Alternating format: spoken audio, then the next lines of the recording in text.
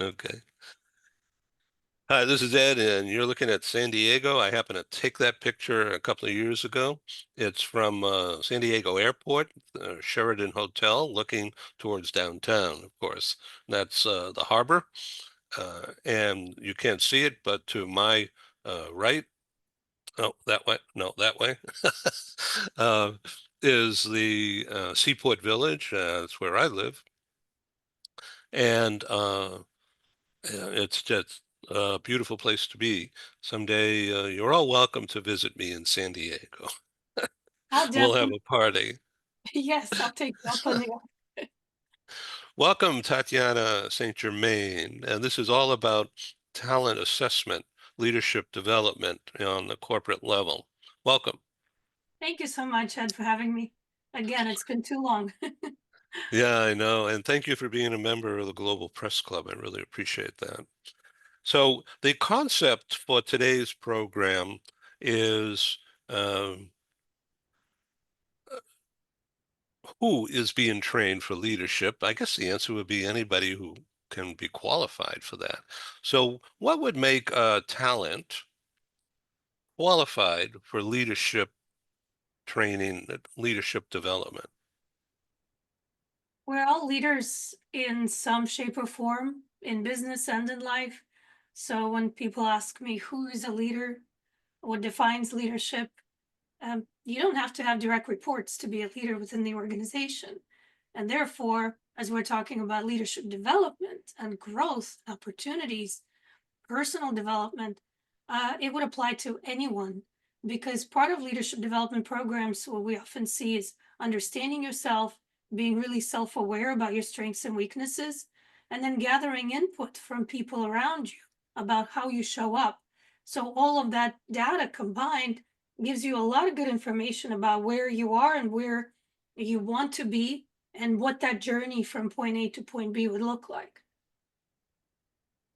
So tell me about the role of this concept, psychological safety in the workplace. Psychological safety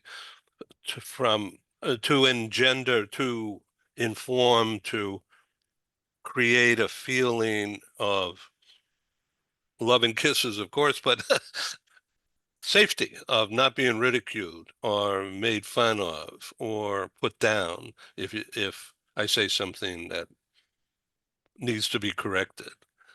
So psychological safety in the process of leader training, leader development. Um, Safety is internal, just like the name implies. Psychological safety, it's internal for each person. Just like motivation is internal, you can't motivate people, but as a leader, your job is to create the environment where people feel self motivated. So it's the job of a leader to create the environment where everyone feels comfortable enough to have an uncomfortable conversation with someone because confrontation is not necessarily something that leads to conflict or open conflict or sort of a cold war conflict between two people or a group of people. It can be defined as search for the truth, and that may require some difficult conversations. But from my experience in coaching, even what's perceived difficult conversations is not actually, it doesn't pan out to be difficult when people go ahead and have a discussion, and it's all in their heads.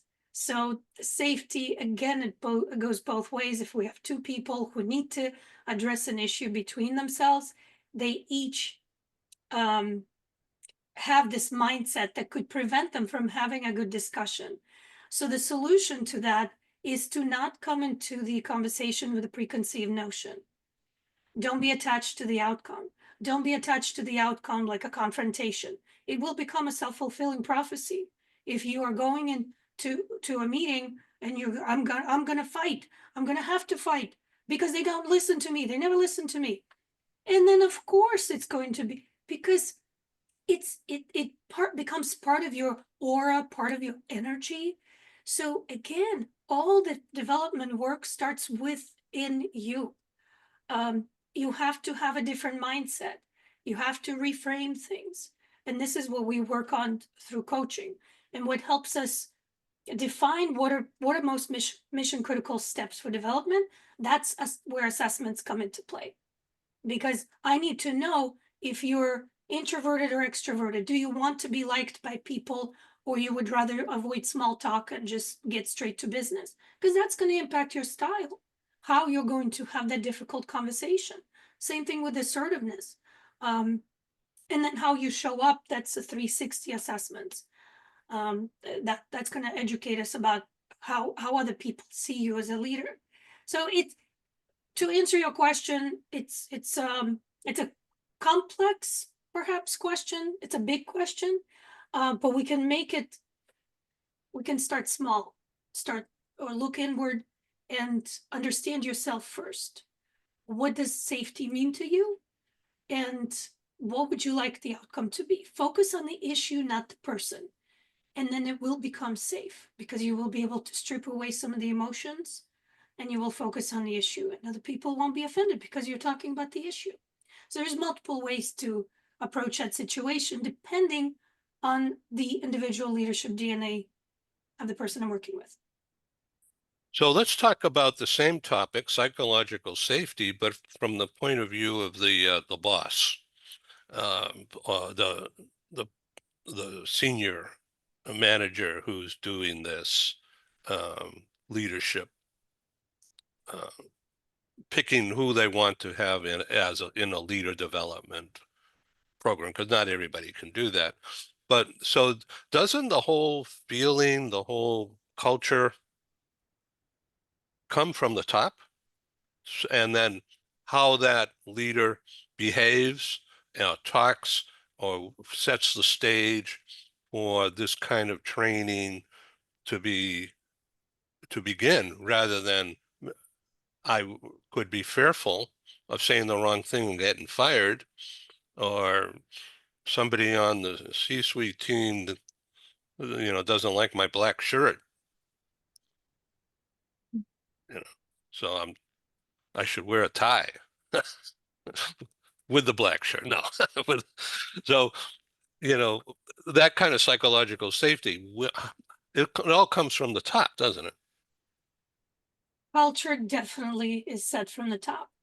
And when organizations implement leadership development programs, when I'm involved, more often than not, I am going to request that everyone at the leadership level participates. Everyone needs to show. So how can you ask your leadership team to do something that you as a CEO not willing to do? Can you? Of course you can. You have a choice. But let's talk about the impact on the team, and let's talk about the results of the program, as you're just going to continue to have that blind spot if you don't participate and don't get the feedback on yourself. I completely agree with you. We're back with Tatiana St. Germain, and we've been talking about psychological safety and both sides of it. Mine as the trainee, and hers as the boss, the leader. And I mentioned I need to feel psychologically safe as the trainee, and the person who's aspiring for a leadership role. And Tatiana has a responsibility, in my view, to set the stage, to plant the seeds for psychological safety to grow in the minds of the talent. And that means being, conducting themselves in a non-threatening manner, and as not to be the Pope, but to be a leader, providing safety and comfort, and um, a no fault kind of environment. Would you agree? I to a degree, I think it depends on the person. We are all created unique, and painting everybody and all the policies and your approach with the same brush. And people say, well, for consistency, I want to do the same thing for everyone. I want to talk to everybody in the same way. Well, some people want direct communication. Other people want you to ask them about their pets and their kids and their vacation before you get to the point. So it really depends, and that's the sensitivity, the awareness of others and management of others, one of the four pillars of emotional intelligence. You must recognize the needs of your people. Um, and assessments certainly help in that respect, because I used it myself with my team. I know my style, my natural style, and when I'm in a rush, when I'm have deadlines and we have 5 minutes to get 10 things done as a team or myself, and I need to delegate a task to one of my team members, I wanted to make sure that if I am short with them, they don't take offense to that. So we had one-on-one conversations discussing my DNA, how I behave and react to stimuli, my natural wiring. I'm a fairly direct person, and how my employee, who is very agreeable and accommodating, I didn't want her to look into my being short in giving directions as, oh my gosh, Tatiana doesn't like something I do, something I did. Yeah, I don't want this to spin out of control. So, in order to control the narrative, I preemptively had the conversation, look, we are different people, and this is me and this is you. I want to empower you to come to me with anything. If you have questions, if you have concerns, if you think I'm leading this driving this bus off the cliff, you've got to stop me. You've got to come to me and tell me. So it's beyond having the open door policy, quote unquote. It's actually living that open door policy. And I invite them, I encourage them, and I do this twice a week because both of my team members are extremely accommodating. They're super nice, and they're very diplomatic. So they're not going to cut to the chase and always push back on me. I have to constantly invite them. At the same time, they're also aware that if I'm very direct with them on occasion, I am not harboring any ill intent. My intent has been communicated. So communicating the intent before you give direction to your team member can be very helpful as well to avoid some misunderstandings. So again, I really encourage all leaders to look at themselves, know what makes them tick, and then start to be an observer of themselves, how they interact with other people, and observe those people. Ask them questions. How often do you want to meet for feedback? I was just working with a leader who said he does quarterly one-on-one meetings. And I'm cringing inside, and I told him so, because you know how much can happen in a quarter? Things happen on a weekly basis. I actually have people who meet with their team members every day for 15 minutes, team huddles, one-on-one huddles, because they don't want to miss the opportunity to redirect and or miss the opportunity to support the person on a psychological personal level, because who knows what might be going on in their lives. And if you're not in tune, if you're not paying attention, all you will notice is their performance is going down and you're wondering why. Would you ask them the direct question, what's going on in your life? Do you want to share anything? I'm not interested in prying. I'm interested to know where you're coming from. Are you here to escape something that's not right for you at outside of work? Yeah. And does it show in my performance?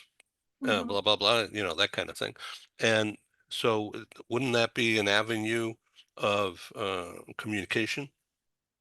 Yeah, and I encourage leaders to d- kind of play around with a couple of ways to ask the question, because how you would ask that question needs to be authentic to you, Ed. How I ask this question may be different. Um, I find that because I don't know if my perception is correct. Like my spidey senses might be tingling, and I'm thinking, okay, something is off with this person, but how do I spotlight that without prying, like you said, and without offending somebody?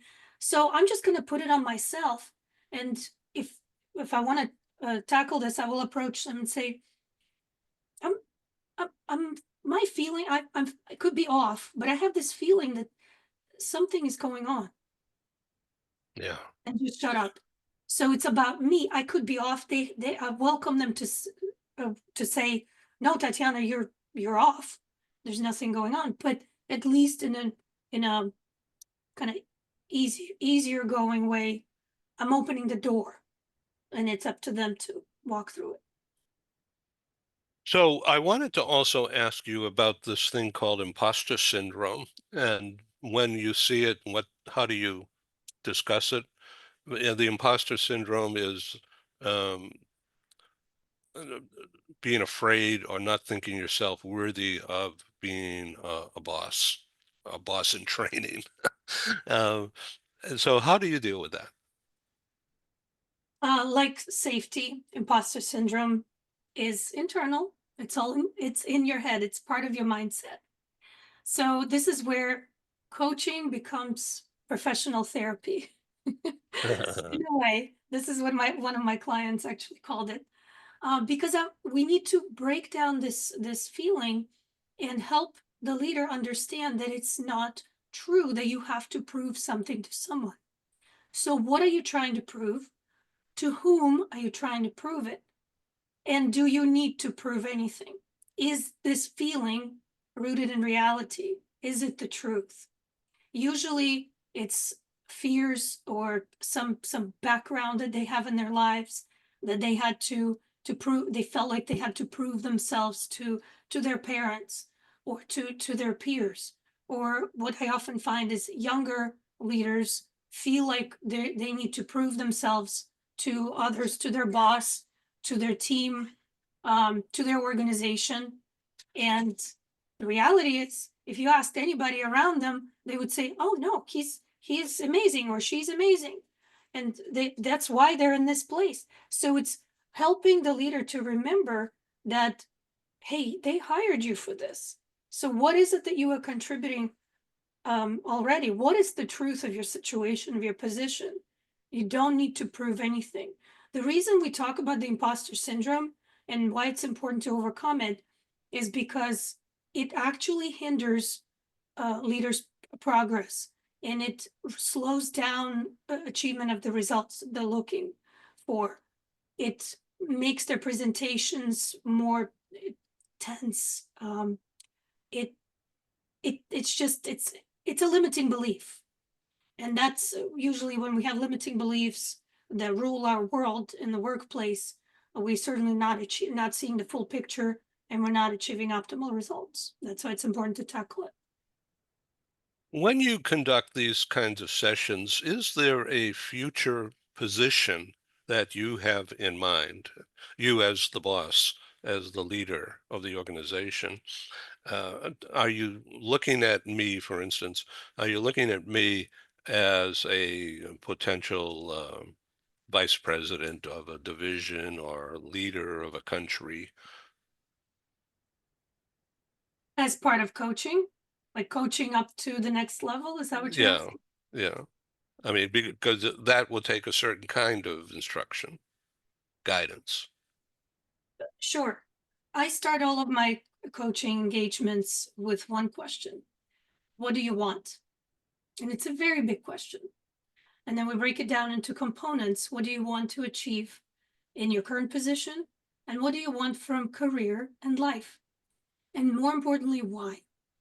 There's so many leaders I talk to. They say, I want to be president. I want to be CEO. I want to be CFO, what have you. They don't they they don't focus on the significance of that title.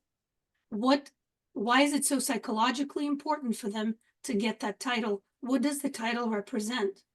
So I'm not trying to talk them out of this aspiration, but they need to know why they want to be at that level. And oftentimes we find that they actually, it's not about the title, it's about creating legacy, it's about impacting people in other ways. And so once they put a fine point on this, what is it that they actually want to accomplish in their career? Let's say impacting people, they all of a sudden see all these other avenues and pathways that they can accomplish that. And so coaching is no longer about getting them to that next level. Coaching is about how can I accomplish my life's goals. Interesting. So as we come to a close in the next few minutes, what do you have coming up, either later today or this week, that you would like to tell the audience about? Um, well, there's a lot of coaching and leadership development work going on right now, to the point where I had to pull back on some of my speaking engagements. I recently conducted a workforce trends webinar, and we shared lots of interesting statistics about the changing environment in the workplace, both in terms of hiring and the shortage of talent and leadership, shortage of good leaders too. Um, and so we will continue in that vein, I believe. So in the fourth quarter, I'm expecting to conduct my usual leadership development webinar. But so far, just keeping steady and working with my clients and networking with amazing partners and driving driving the message to everyone that yes, you can accomplish the impossible of building a workplace where people love to come to work. And you just need to understand the people. They're the foundation of your business, and use assessments. Best in class companies use assessments to hire the right people and develop the right talent. So let me ask you a couple of questions here, Mhm. and you can deflect or redirect if you don't want to answer these. It's okay. Number one, to what extent are you able to help an executive recruiter, for instance, have discussions? In other words, applying the talent assessment routine to help an executive recruiter understand who and what they're dealing with. Um, Executive recruiters within organizations, so corporate recruiters, are interested in placing the right people in the right positions, or I would hope so. So they need to identify, first of all, they need to understand what success looks like. And that also requires data-driven solutions like assessments. They also provided data point that's unbiased, that's free of unconscious bias. So we measure top performers, we understand what top performance looks like, we create these unicorn profiles for all critical positions, and that empowers both recruiters and hiring managers to make this the best decision possible when they're screening their candidates, because then they can engage in job matching. They can put those people in positions where they thrive, as opposed to putting them in the roles that are, they're not fit. Imagine wearing shoes that are two sizes too small. It's just uncomfortable. Yeah, you can do it for the right amount of money and benefits, but it's not comfortable. So it's not sustainable. So I think this is where recruiters can up their game, so to speak, and deliver the best results for their organization. Great. Thank you so much for your time here today. How can people reach you? I am pretty active on LinkedIn. I'm the only Tatiana St. Germain, Tatiana with a Y, LinkedIn. Or you can go to greatpeoplemanagement.com and look at our team and look at our contact information there. There's a lot of interesting content. We have active blog and podcasts, and again, lots of good information on LinkedIn. Right. Thank you for being on Global Business News TV. Please come back. Thank you so Thank much. you. Thank you. Thanks. Thank you.